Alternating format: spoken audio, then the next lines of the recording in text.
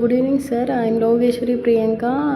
நான் வந்து கனரா பேங்க்கில் பிஓ ரிசர்வ் லிஸ்ட் 1ல கிளியர் பண்ணியிருக்கேன் சார். இப்போ நான் ட்ரைனிங்கில் இருக்கேன் இன் மேங்களூர், கர்நாடகா.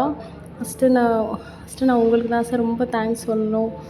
ஏன்னா எனக்கு எனக்கு ரொம்ப சப்போர்ட்டிவாக இருந்துச்சு சார். நீங்கள் கொடுத்த அந்த அமௌண்ட் வச்சு தான் நான் எக்ஸாம் அப்ளை பண்ணேன். இன்றைக்கி உங்களால் நான் கிளியர் பண்ணியிருக்கேன் சார். ரொம்ப தேங்க்ஸ் சார். எனக்கு வீடியோ கால் பேசுகிற அளவுக்கு எனக்கு தெரியல எப்படின்னு. நான் ஆடியோவில் சொல்கிறேன் சார். என் ஆடியோவில் நான் இதை சொல்கிறேன்.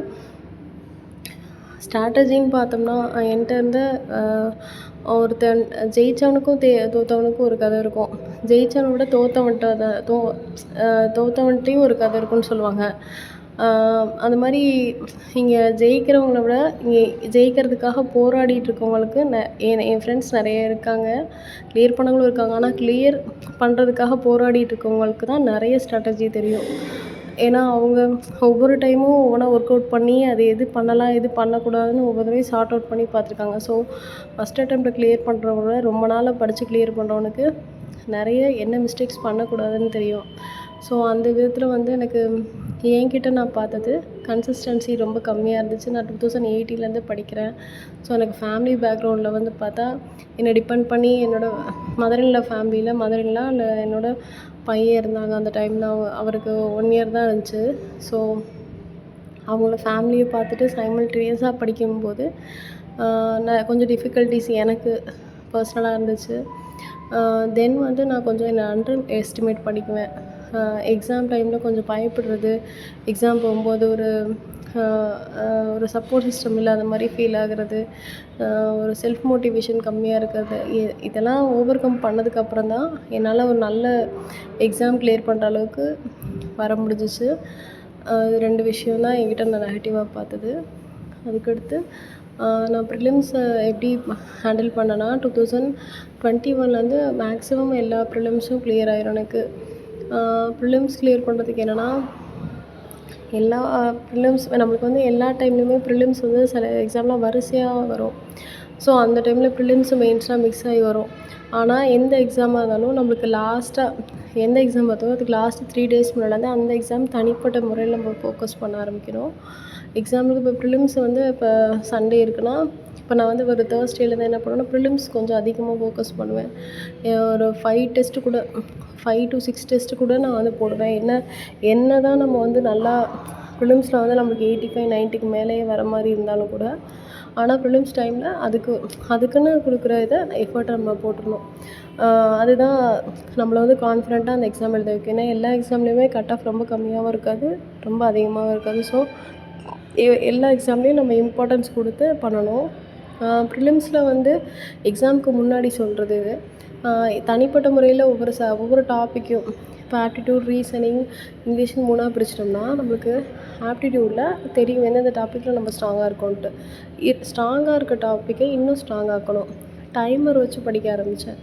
டைமர் வச்சு நம்ம பண்ணலாம் அப்படின்னு சொல்லிட்டு ப்ரிலிம்ஸ்க்காக பண்ணது என்னென்னா டைமரில் இவ்வளோ டைமிங்கில் முடிக்கணும் டாபிக். இந்த டாபிக் இப்போ சிலாஜிசம் எனக்கு தெரியுதுன்னா 5 சம்மாக 5 இதையும் நம்ம எவ்வளோ சீக்கிரம் முடிக்கிறோன்றது விஷயம். எல்லோரும் போடுவாங்க, ஆனால் அதே டைமில் நம்ம போடக்கூடாது. இன்னும் கொஞ்சம் கம்மி பண்ணணும். தெரிஞ்ச டாப்பிக்லாம் சீக்கிரம் பண்ணிட்டோம்னா தெரியாத டாபிக் இன்னும் கொஞ்சம் எக்ஸ்ட்ரா டைம் எடுத்து பண்ணலாம். அந்த மாதிரி ஒரு இது இருந்துச்சு. ஸோ இங்கிலீஷில் நியூஸ் பேப்பர் படிக்கிறது, சினானிம்ஸ் படிக்கிறது, இதெல்லாம் ரெகுலராக பண்ண ஆரம்பிக்கும்போது எனக்கு ஒரு நல்ல டிஃப்ரென்ஸ் தெரிஞ்சிச்சு. ஆர்சி அப்படி தான். ஆர்சியில் வந்து நான் எல்லாமே பண்ண மாட்டேன். என்னை பொறுத்தளவுக்கு எல்லா கொஸ்டினுக்கும் ஆன்சர் பண்ணல. எனக்கு என்ன படிச்சுட்டு ஃபஸ்ட்டு கொஸ்டின்ஸ் படிச்சுட்டு நம்மளுக்கு எது கரெக்டாக இருக்கோ, எதுக்கு ஆன்சர் டக்குன்னு எடுத்து போடணுமோ அதெல்லாம் முடிச்சுட்டு, எதெல்லாம் டக்குன்னு முடித்து நம்மளால் மார்க் ஸ்கோர் பண்ண முடியுமோ அதெல்லாம் ஸ்கோர் பண்ணிட்டு, அடுத்து வந்து இருக்கிறதெல்லாம் மற்றெல்லாம் பார்த்து போடுவேன். எடுத்து போகிறது, பெருக்கி எடுத்து போட்டு மார்க் எடுக்கிறது. ஸோ ப்ரிலிம்ஸு ஓரளவு 85க்கு மேலே தான் வரும் ஒவ்வொரு தடவையும். ஆனால் மெயின்ஸில் அப்படியே பார்த்தோம்னா மெயின்ஸ் எக்ஸாமுக்கு வந்து அந்த ப்ரிலிம்ஸ் எழுதி முடிச்சுட்டு தான் படிக்க ஆரம்பிக்கிறது, அந்த மாதிரிலாம் பண்ணிகிட்ருந்தேன். இப்போ வந்து நம்ம ப்ரிலிம்ஸ் நல்லா படிக்க ஆரம்பிச்சிட்டோம், இன்னும் நம்ம கரண்ட் அஃபேர்ஸ் ஸ்ட்ராங்காகவும் நினைக்க ஆரம்பிக்கும்போது, அடுத்து நம்ம கிளியர் ஆகணும்னு நினைக்கும் போது என்னென்னா படிக்க ஆரம்பிச்சிடணும். கரண்ட் அஃபேர்ஸ் ஒரு பக்கம் சைட் பையில் ப்ரிலிம்ஸ் எக்ஸாம் போகிறோன்னா அன்றைக்கி வந்து இன்றைக்கி ப்ரிலிம்ஸ் எக்ஸாம் நான் போகிறேன்னா இந்த எக்ஸாமுக்கான கரண்ட் அஃபேர்ஸை நான் டெய்லிக்கும் அதுக்கு ஒரு தனி டைம் ஒதுக்கி அதை ஒரு பக்கம் ரிவைஸ் பண்ணிக்கிட்டே இருக்கணும். ஸோ கரண்ட் அஃபேர்ஸில் எப்படின்னா, நான் கரண்ட் அஃபேர்ஸில் ஸ்ட்ராங்குன்னு நான் நினச்சிட்ருப்பேன். ஸ்டார்டிங்கில் எப்படி இருக்குன்னா, சுத்தமாக நான் படிக்கிற கரண்ட் அஃபேர்ஸ்க்கும் எக்ஸாமில் நான் போடுற மார்க்கும் சம்மந்தமே இருக்காது. ஆனால் நான் படித்தது எனக்கு ஞாபகம் இருக்கும். எக்ஸாமில் கரெக்டான ஆப்ஷன் போட முடியாமல் கஷ்டமாக இருக்கும் நம்பர்ஸில் வரும்போது. ஸோ நம்பர்ஸ்லேயோ இந்த கண்ட்ரி நேம், ஸ்டேட் நேம்ஸில் இந்த மாதிரி அது மாதிரி நிறைய யோஜனாஸ்லாம் இருக்கும். அதெல்லாம் படிக்கும்போது கூட நிறைய மிஸ்டேக் ஆகும். அப்போ நான் என்ன பண்ண ஆரம்பித்தேன்னா, கனெக்ட் பண்ணி படிக்க ஆரம்பித்தேன் கரண்ட் அஃபேர்ஸை. ஒரு கதை வச்சுக்குவேன். அந்த கதையை வந்து இதில் கனெக்ட் பண்ணிடுவேன். இப்போ எக்ஸாம்பிளுக்கு எப்படின்னா 56 அப்படின்னா அதை நான் வந்து எல்லா நம்பர்ஸுக்குமே நான் ஒரு க்ளூ வச்சுருக்கேன். அதில் 56னா அஞ்சரைப்பட்டி அந்த மாதிரி நாங்கள் ஒரு 4-5 பேர் ஃப்ரெண்ட்ஸ் இருந்தோம். அந்த டைமில் நாங்கள் எல்லா நம்பர்ஸுக்குமே ஒவ்வொரு எல்லா நம்பர்ஸுக்குமே குறைந்தபட்சம் கொஞ்சம் ஒரு 50 நம்பருக்காச்சும் நாங்கள் இப்படி வச்சுருக்கோம். அது மாதிரி ஒவ்வொரு ஸ்டேட்டுக்குமே நாங்கள் வந்து ஒரு இது வச்சுக்குவோம். இப்போ இந்த ஸ்டேட்னால் இதுதான் இதை வச்சு இப்போ எக்ஸாம்பிளுக்கு சொல்லலாம், அசாம்னா சமந்தா அப்படி வச்சுக்குவோம். அந்த சமந்தா வச்சே தான் எல்லா அசாம்னு எது படித்தாலும் அந்த சமந்தாவை வச்சு ஒரு கதையே வச்சுருப்போம்.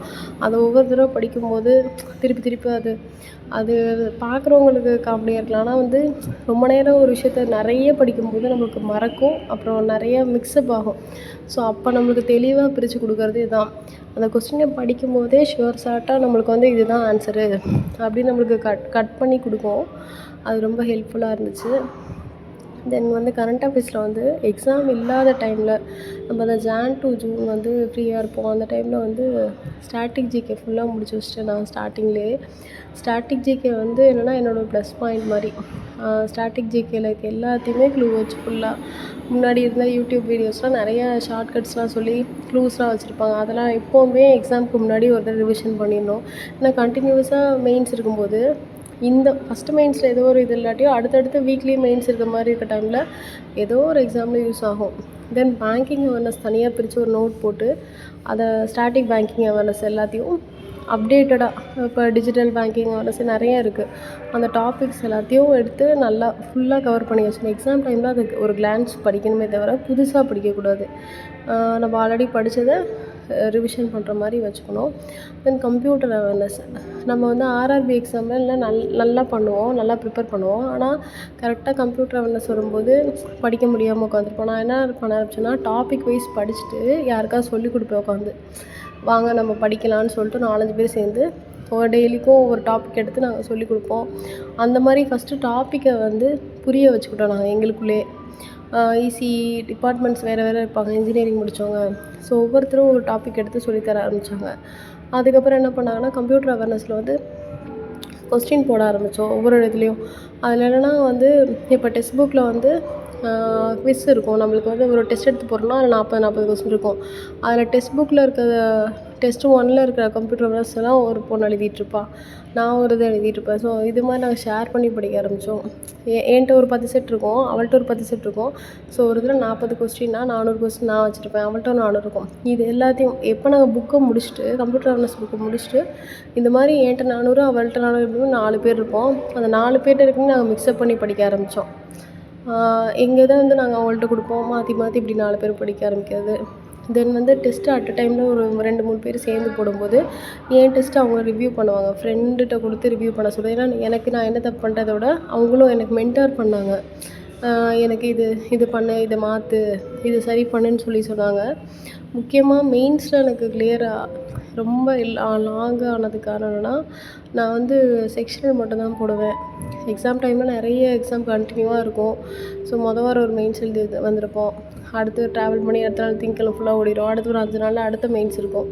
ஸோ அந்த டைமில் வந்து என்ன பண்ணுவோன்னா, நம்ம சரி செக்ஷனல் மட்டும் போடுவோம், கரண்ட் அஃபேர்ஸ் படிக்கணுன்ட்டு 20 மணி நேரம்லாம் தூங்காமல் எஸ்பிஐ லாஸ்ட் இயருக்கு முதல் வருஷம் எஸ்பிஐலாம் தூங்கவே இல்லை. 1 மாதம் ஃபுல்லாக வெறும் கரண்ட் அஃபேர்ஸ் மட்டுமே படிச்சுட்டு எக்ஸாமில் கரண்ட் அஃபேர்ஸே ஒழுங்காக கேட்காம அப்படிலாம் இருக்கும். ஆனால் அந்த மாதிரி இருக்க எக்ஸாம் இருக்குது. சில எக்ஸாமில் பார்த்தா கரண்ட் அஃபேர்ஸாக ஃபுல்லாக நிறைய மார்க் நல்லா ஈஸியாக இருக்கும். ஸோ எல்லா எக்ஸாம்லேயும் நம்மளுக்கு கரண்ட் அஃபேர்ஸ் கை கொடுக்காது. அது நம்ம புரிஞ்சுக்கணும். நம்ம கண்டினியூவாக படிக்கும்போது நமக்கு பயம் இருக்காது. இன்னொன்று என்ன, கரண்ட் அஃபேர்ஸ் செலக்டிவாக படிக்க ஆரம்பித்தோம். ஸ்ட்ராட்டஜிக்கே படிச்சிடணும், கம்ப்யூட்டர் அவேர்னஸ் பேங்கிங் அவேர்னஸ் படிச்சிடணும், அதுக்கப்புறம் தான் கரண்ட் பேங்கிங் அவேர்னஸ் கண்டிப்பாக படிச்சிடணும் அப்படின்ற ஒரு இது வச்சுக்கிட்டு, அதை தாண்டி இம்பார்ட்டன்ட் டாபிக்ஸ் எல்லா டாப்பிக்கும் கை வைக்காமல் இம்பார்ட்டன்ட் டாபிக்ஸ் படிக்க ஆரம்பித்தது. முக்கியமாக மெயின்ஸில் என்னென்னா, நான் வந்து இந்த செக்ஷனலாக போடுறத நிறுத்திட்டு ஸ்மார்ட் கிடாக ப்ராக்டிஸ் மார்க்கர் இது ரெண்டுலேயும் என்ன பண்ண ஆரம்பிச்சேன்னா, எக்ஸாம் இல்லாத டைம் லாஸ்ட் இயர் ஃபுல்லாக ஜான்லேருந்து கிடைக்கிற டைம்லாம் ஃபுல் டெஸ்ட் போட ஆரம்பித்தோம்.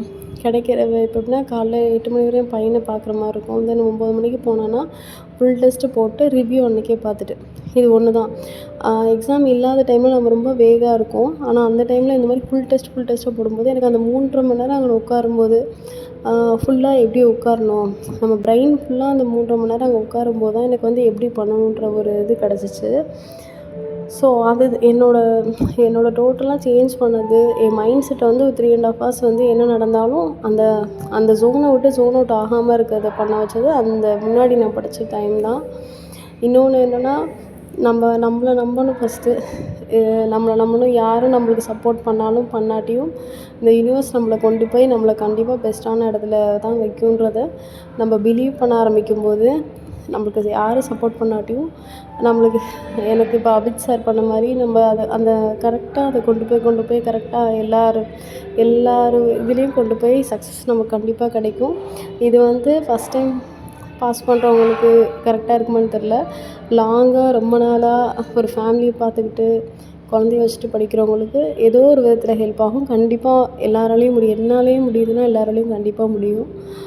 அபித் சாருக்கு ரொம்ப தேங்க்ஸ். அவர் இல்லாட்டி எனக்கு அவர் கட்டின ஃபீஸ் தான் இன்றைக்கி நான் இங்கே இருக்கிறதுக்கு இவ்வளோ காரணம்.